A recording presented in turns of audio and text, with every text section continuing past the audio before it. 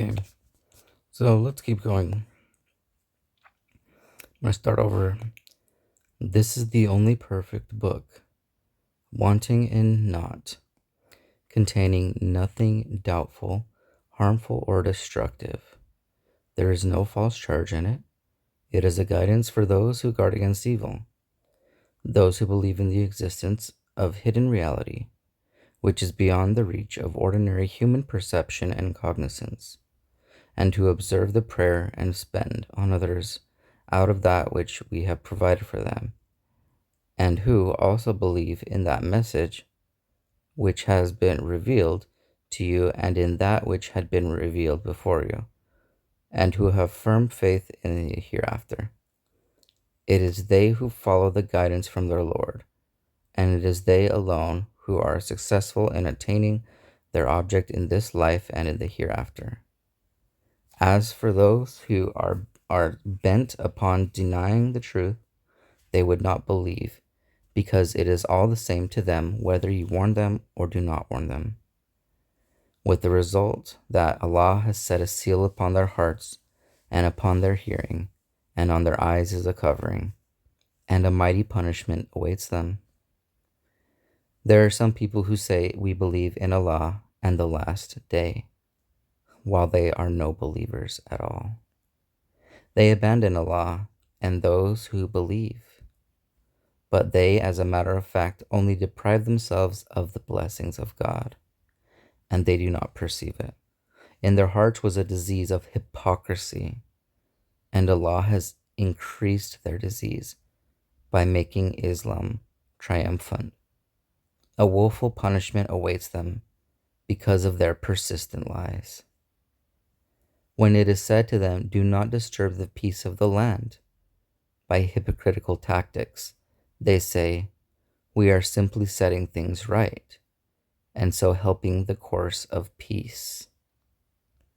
Beware, they alone are the peace breakers, but they do not perceive its evil consequences.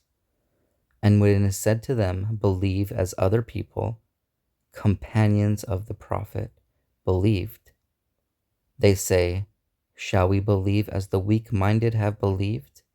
Beware, it is they only who are weak-minded, but they do not know this fact. And when they meet those who have believed, they say, "We too have believed." But when they are alone with their ringleaders, they say, "We are in reality with you. We were simply making light of them, the believers." Allah will bring down disgrace upon them, and will let them continue in their ways of transgression. They are blindly wandering. It is they who have preferred misguidance to guidance, but their bargain has fetched no profit, nor are they rightly guided. Their case is like the case of a person who kindled a fire in darkness, but no sooner did it light up their surroundings than Allah took away their light and left them in different kinds of darkness, in a state in which they could see nothing. They are deaf, dumb, and blind, so they will not return to the right path. Or the case of some of the hypocrites is like the case of those who are hit by heavy downpour from the clouds, wherein there are different kinds of darkness, thunder and lightning. They plug their ears with their fingers against thunderclaps, fearing death, and Allah encompasses the disbelievers to punish them. The lightning, being so intensely dazzling, may well nigh snatch away from their sight. As often as it flashes for them, they walk in it, and when it darkens against them, they come to a halt. Indeed, if Allah had so willed, He would have taken away their hearing and their sight. Allah is indeed the possessor of power to do all that He will. O people, worship your Lord who has created you, as well as those before you, that you might be secure against all sort of calamities. It is He who made for you the earth a resting place, and the heaven an edifice for protection, and caused water to pour down from the clouds, Then he brought forth therewith a great variety of fruit for your sustenance. Therefore, do not set up compeers to Allah, while you are people of knowledge. And if you have any doubts as to the truthfulness of the Qur'an, which we have revealed to our servant from time to time, produce a single surah, Quranic chapter, like any of the chapters of this, summoning to your assistance all your helpers that you have beside Allah, if you are truthful in your doubts. Let's dive into that. Here in this verse, produce a simple surah 223 is the most stimulating. Like the one challenge ever made to any people or any nation in history, the Holy Qur'an is a continuing miracle in multiple ways. The book provides answers to all innate questions that weigh on us, such as the origin of the human being and its real nature, firat, where we go after death, what is good and what is evil, the nature of salvation, and how it can be achieved, and the reality of life after death. All of this and more besides are dealt within this book. It offers guidance on the structure of an ideal society, social life, financial laws, and spiritual laws that cannot be inferred with intellect and logic alone. The book also revealed scriptures and informs us about events of the future. This book surpasses any other book claiming to be of divine origin. Its supreme elegance of style and its sublime language are unparalleled, and no other book can match them. All these aspects are distinct and separate one from another, and all of them stand for all time, with none of them superseding or canceling out the other. The subject of the incomparable excellence of the Quran is contained in 5234. But if you fail to do so, and never shall you do it, then guard against the fire, the fuel of which will be human beings, who are deviating from the way of truth, and stones, prepared for the disbelievers. And give good tidings to those who believe and do deeds of righteousness, that there await them gardens from beneath which the streams flow. Every time they are given any kind of fruit from them, the gardens, to eat, they will say, "This is the same we were given before." They will be given in the fruit in perfect semblance to their deeds. They shall have therein companions purified spiritually and physically, and will abide therein forever. Indeed, Allah does not disdain to cite a parable of a thing even as small as a gnat, or something even smaller than that, be as it may. Those who have believed know that this is a true parable from their Lord. As for those who disbelieve, say, what could Allah mean by citing such a parable? Many does he adjudge to be erring because of these parables, and many does he guide through them. Yet it is only the transgressors whom he adjudges to be erring because of them. Transgressors are the people who break the covenant they have made with Allah after its solemn binding, and sever the ties which Allah has bidden to be joined and create disorder in the land. It is they who are the losers. So let's see. The covenant mentioned here is the human being's moral obligation to use his inborn faculties. The omission of any reference to a particular covenant in this verse suggests that the covenant stands for something that is rooted in human nature. That human nature bears witness to the existence of a creator is referred to in 229. In the next verse, he says, "You were dead, he raised you to life." For this purpose, and in confirmation to this covenant, he sent a series of prophets to bring the spiritually dead to life. However, few believed, but many refused, and created discord, enmity, and disorder. O people, how can you deny Allah?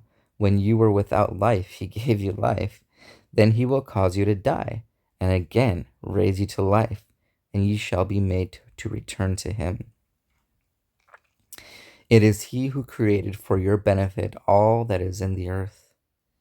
Moreover, he turned himself towards the space and fashioned 7 perfect heavens, denoting the multiplicity of cosmic system. He has full knowledge of all things. is an idiomatic expression which, when literally translated, means seven heavens. As part of Arabic idioms, the number seven is used to express a concept like several or many, and not usually an exact number seven. Hence, seven heavens signifies many heavens. The verse presented uses the plural form of heaven to express different aspects of the cosmic creation. The plural form has different significances than the singular form. Seven heavens can signify seven types of stars, or many types of stars, seven dimensions, or seven layers of rolled universes. The orbit of a planet is also called its heaven. Thus, the phrase expresses many cosmic aspects in their perfection. And recall when your Lord said to the angels, I am, according to my usual practice, going to appoint a supreme religious head in the land, to convey my message to human beings, and to execute my will in the universe. They said, will you create also therein such people as will cause disorder in it, and shed blood, while we already glorify you with your true praise and extol your holiness? He answered, I know that which you do not know. He said is the use of figurative speech to describe an event or a state of affairs without there being any actual speech or dialogue in any human language. This linguistic device may allow even inanimate objects to speak, as in the following expression. When the tank was full, it said stop. It may also be used to convey that which is in spoken words, but in motions or actions or in situations in which logical arguments is to be presented, a poet writes. Her two eyes said, we listened and we obey. These examples of Arabic idiom show any translation of this word into a language other than Arabic must be done according to the context of the subject matter. Kala, as used in this and other indicated verses, is not an actual conversation between Allah and the angels or Iblis, but an indication of a state of affairs, which is to be brought into execution. Kala, not used here in the same sense of takalama, means discourse. The word kala, fala, and braza are very close to each other in their meaning, can often be substituted for one another depending on the situation. For example, in 434, the verb zarba, used in connection with disobedient women, could be replaced by kala. On the other hand, stand for command, as in chapters. The usual translation of the word malaik is angels. Malaik are part of the divine system through which Allah executes his will and command, both in the world of particles and non-particles. We may imagine them as carriers and executors of divine commands. They are message bearers and bringers of divine revelation. They descend upon the faithful, giving them joyful news. In the physical world, they are the medium that forms a link between the chain of the laws in nature. And in the spiritual world, they form a link between Allah and human beings. The existence of the Malik as a medium of revelation has been recognized by righteous people in all ages, and it is a part of Muslim faith. Khalifa is a successor vice-regent, someone who inherits, who comes after or stands in the place of someone who precedes him. According to Ibn Masud and Ibn Abbas, in Quranic terminology, the Khalifa is the one who judges and rules under Allah's command. We read in verse, O David, we have made you our vice-regent in this land. That is, we will make you inherit this land, or we will make you rule this land. Similarly, we read with reference to those who followed the destroyed generations. Then we made you inherit the land. That is, we made you ruler over that land. About the followers of the Holy Prophet we read, Allah has promised those of you who believe and do deeds of righteousness that He will make them successors, Khalifa, vouchsafed with both spiritual and temporal leadership on the earth, as He made successors form among their predecessors. Therefore, in 230, first human being on the earth, or the Holy Qur'an is definitely not referring to the first human being on earth. Adam is the Khalifa, the vice-regent of God who has the power of initiative, choice, and decision, and still whose independent actions are under the control of divine will. It is in this sense that Allah makes Adam the prototype of the human race, inheritor of the earth. The angels, as we are told, were aware only of the darker side of animate creation, namely the shedding of blood, and not of the high rank that this new creation was destined to hold on earth. They were also unaware that faculties would be given to a human being, which would enable him to imbue the attributes of Allah, as the next verse informs us. Because of these potentialities, Adam could claim to be Allah's Khalifa. I know that which you do not know indicates the ignorance of the angels in this regard. The angels are not given the faculties that would allow them to object to Allah's purpose, nor can they claim any superiority over Allah's creation. This is the significance of their reply. While we already glorify you with your true praise and extol your holiness. And he taught Adam the names, all of them. Then he presented the objects of these names to the angels and said, tell me the name of these things in which you might say is right. Wow, this expands a lot. So let's see here. Wow. Okay. Ism is an expression conveying the knowledge of attributes for distinguishing them from others. In the verse, Asma stands for the attributes of the real living deity that distinguish him from other deities and created objects. Thus, the knowledge of Allah's attributes is the only source to know him as the only creator.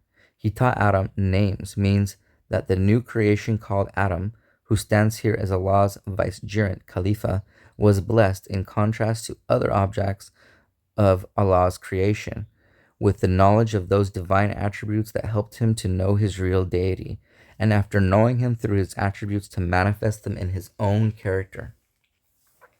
Human beings needed language in order to become civilized and continue progressing. Teaching Adam names is also referring to the faculty of speech and of learning. The Holy Qur'an refers to this. He created human beings and taught them the art of intelligent and distinct speech. It is also said that Asma denotes the human being's faculty of logical definition and conceptual thinking, and capability of learning and acquiring knowledge and reasoning.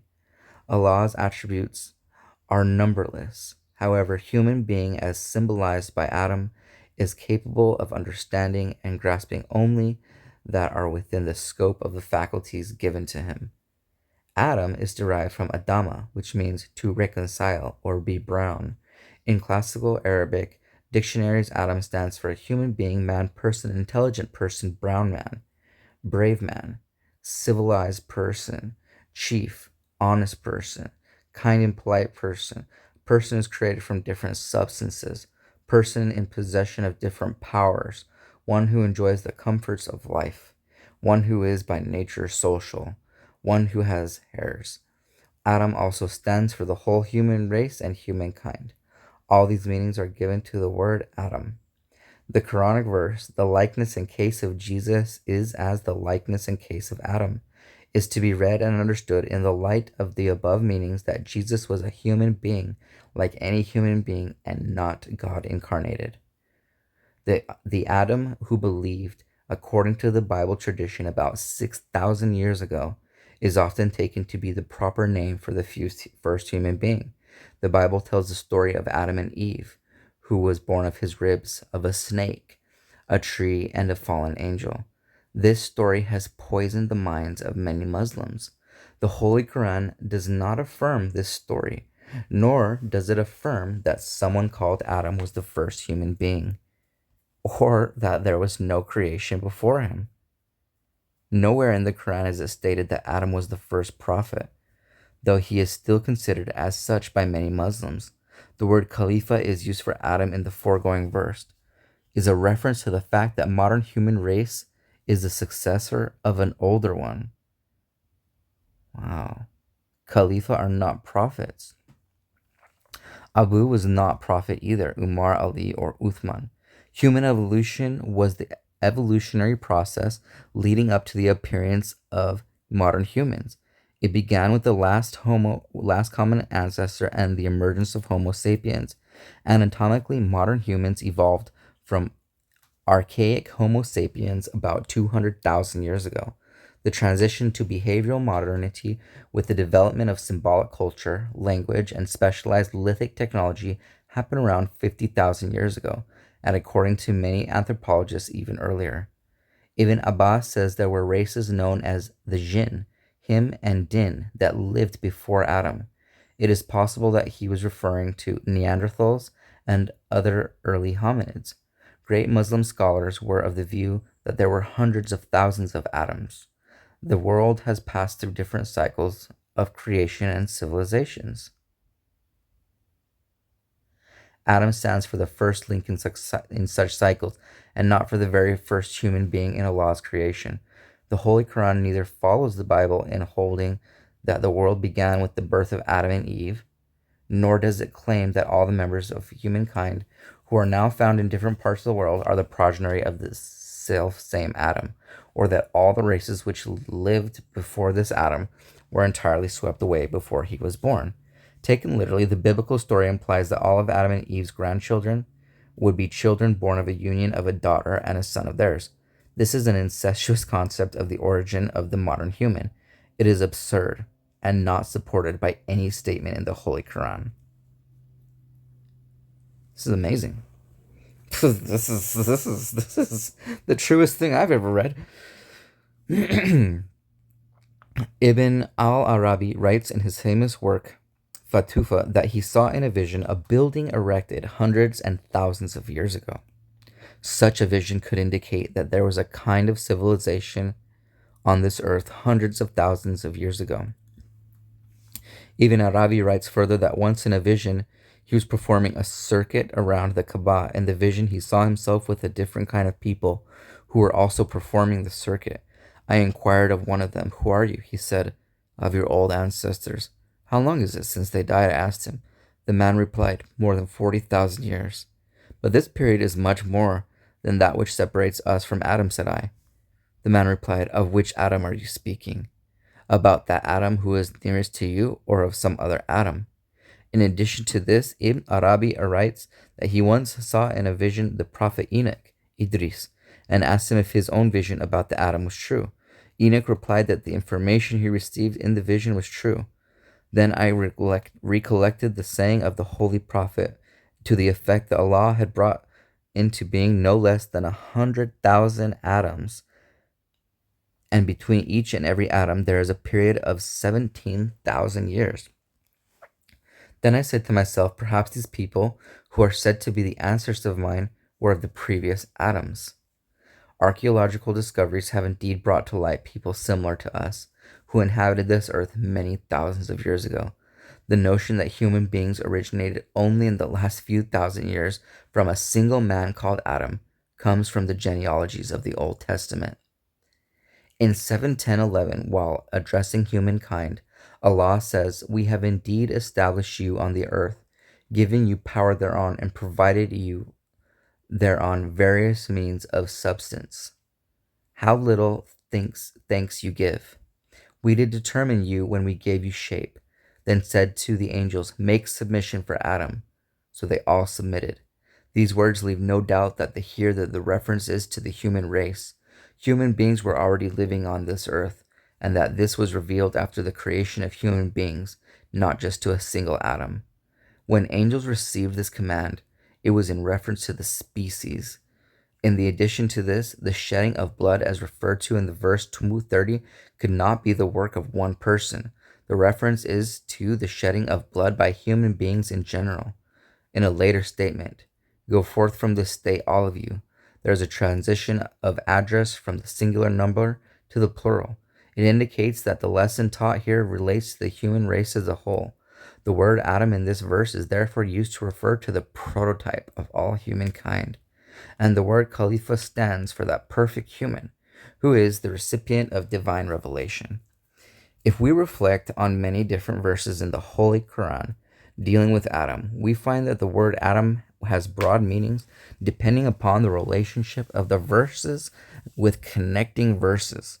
We find that it stands for the human being who is the crowning object and the culmination of all creation, and whose own creation became complete after a long process of gradual development and evolution. as indicated by the very first divine attribute of Rabba Alaman, the evolver from crudest form to perfection, and sustainer of all the worlds. The words, "When I have made him perfect and breathed into him my spirit," tell us that Adam stands for that single soul, that single spiritual essence from which humankind was created. God endowed his best creation, the human being, with faculties of speech and intellect by breathing into him of his own spirit. God made him capable of receiving the divine revelation. Then he taught the human being through his revelations what he knew not. On the origins of human beings, the Holy Qur'an gives a different story of creation to the one we read in the Bible. In the Holy Qur'an, the creation of human beings is being summarized in the following words. Recall the time when your Lord said to the angels, "I am going to create a human being from dry, wringing clay, from black mud, molded into shape. So when I have shaped him into perfection and have breathed my spirit into him, fall you down in submission to him." The story of the origin of humankind is scattered throughout the Holy Quran. We can bring it with the Quranic statement, "There did pass over a human being a while of a long space of time, when he was not a thing worth mentioning." This was our state of non-existence. Like the cosmos, the emergence of human being begins from the smallest particles, called diffuse chaotic scattered dust. The Holy Quran mentions many intermediate stages in the human evolution. Starting from its crudest stage of scattering dust, the scattered dust was brought together to form tin or dry clay. Thereafter was a stage of an extract from clay, and by adding water to it, a clay that sticks together. We find several verses that refer to the origin of life from water, a fact that was scientifically verified in modern times. The origin of life from water includes human being, which is confirmed by the Holy Quran. It is he who created the human being from water. This prerequisite was already in place, for he used the water in the creation of humankind. In the process of creation, there were stages of sulat min muham, extract derived from clay and water, of dry wringing clay mixed with water and formed black mud, which was then molded into a shape. Then there is an insignificant fluid which is deposited in a safe place until an appointed time. Ma'mun is not to be confused with human sperm, which is called nutfa imsa. Allah says in 35:1, He adds to His creation constantly as He wants. This is the short description of the origin of various forms of life and humankind, which scattered dust throughout dry wringing clay, from black mud molded into shape. About this evolution, we read in verse 56-62. You know the first evolution of the intended creation. Why don't you then reflect? Arazdahum is a compound of arasa and hum, translated as he presented them. In the Arabic idiom, the form hum is used only for rational beings. The use of the pronoun hum indicates that the objects were rational living beings. The use of the word arasham tells us that Allah presents to the angels a highly rational being who has to be the manifestation of a number of his attributes. The perfect human being, insan-i kamil, the creation of which a perfect human being who can be imbued with divine attributes, was a refutation of the concern of angels when they said, "Will you create therein beings who will cause disorder on the earth and shed blood?" This question was justified because some people will recognize Allah vicegerent, accept him, follow him, while others will disagree with him and reject him, causing discord, friction, and bloodshed between the two groups. Allah meant that such a perfect Adam could not initiate disorder and shed blood. This becomes clear in the following verse. Did I not tell you that I know the hidden realities of the heavens of the earth? In other words, Allah did not give this knowledge to the angels. The word kula used here does not imply absolute totality or all in its perfection, because the absolute knowledge is the attribute of Allah alone. For this is the word Amil mentioned in the next verse, kula, simply means all that was necessary. They say, "Glory be to you." We have no knowledge that which you have given us.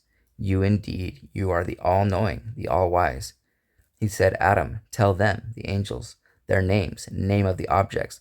So when he had told them their names, he said, Did I not tell you that indeed I know the hidden realities of the heavens of the earth, and I know what you reveal and what you conceal.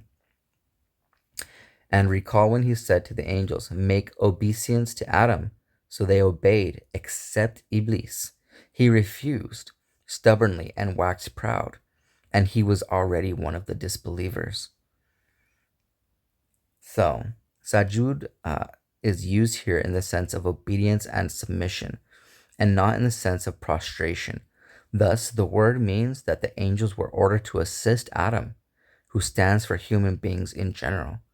In his mission, Sabju il Adama does not mean fall prostrate before Adam. The Quran definitely says, pay no homage to the sun or the moon, rather pay homage only to Allah who created them. Therefore, prostration before Adam is opposed to the divine will. The Quranic words are not sajadu Adam, prostrate before Adam, but sajadu li Adam, that is, pay homage to the humankind, as the word Adam throughout this creation stands for human beings and not a particular man. So, Adam throughout this section stands for the human beings and not a particular man. The verse implies that a human being has superiority over the angels, which are the guardians and controlling powers of the forces of nature, and that by his capacity of acquiring knowledge, a human being can subsequently harness the forces of nature. A human being has two conquests to make in this life: the conquest of the forces of nature and the conquest of the part of his own self that incites him to evil. He may conquer the forces of nature through his intellect, but he experiences many difficulties in conquering his own evil tendencies and desires. Allah in his infinite wisdom has provided a good start by giving him a good and pure nature. As the Holy Prophet has said, every child is born with a good nature. Allah's command to the angels was to serve humanity and inspire their hearts to virtue. Allah raised his prophets and sent down his revelations through the agency of angels for the guidance of humanity. Thus, if a human being, because of his freedom of choice and lack of guidance, goes astray, he may still be called back to the right path. It is because of his free will that a human being is entitled to reward for his good deeds or punished for sins. The divine instruction in the verses 232-33 and the verses that follow, 234-37, in one way Allah instructs his most trusted servants, his representative Khalifa. With these verses, Allah expounds to us that we may learn from it the proper attitude towards him. These verses are not a narration of a fictitious man called Adam. Il means accept exception to the exclusion of, or to be left out. There is an exception within the same class of species, and there is an exception because of a different class or species. The Arabic language distinguishes between two types of exceptions. For the first category of exception, the Holy Qur'an uses the word gair, which is an exception with the same class. Ila refers to an exception of which the object of exception belongs to a different class or species. This is the case in the verse we said to the angels, make obeisance to Adam. So they all obeyed, except Iblis. Here in the word, the preposition ila is used describing a being as exceptional because it does not belong to the same class, namely that of angels. It was Iblis who was an exception, and he belonged to a different class of beings called jinn. For the discussion on jinn, see 1527. Iblis is derived from balasa or ablas, which means to be overcome with grief, desperate, struck dumb with despair, remain disheartened and gloomy, stupefied or speechless. An Iblis symbolizes the one who despairs, a person in whom good and virtue have decreased, who is broken in spirit, mournful, perplexed, and unable to see his way, who has become silent on account of grief or despair, who was cut short or silenced in argument, who is unable to continue his journey, who was prevented from attaining his wish, or a person of desperate character. Metaphorically, the term Iblis stands for those human beings who behave proudly, arrogantly, and disobey the divine commandments. Iblis has been described in 234 as having disobeyed a divine command, while the angels have been described as ever submissive and obedient. His rebellion is repeatedly stressed in the Holy Qur'an. Hence, Iblis could not be an angel. Indeed, the theory of the fallen angel is contrary to the Quranic teachings. The Holy Qur'an makes it clear that there is a difference in the meanings of Iblis and Satan. And we said, O Adam, dwell you and your wife in this garden, and eat freely and plentiful from it as you will, but you shall not go near this tree, evil, lest you should be of the unjust. After some time, the Satan caused them both to slip from this order of not going near evil, and thus brought them out of the happy state which they were in. And we said to them, go forth, some of you are enemies of others, and for you there is a sojourn in this land and a provision for a time. So I need to see here a little bit more. So let's dive into this. Jannat is usually translated as paradise. However, it has a different meaning. The word used is al-jannah, that is derived from jannah, meaning something that is concealed, covered, wrapped, or hidden.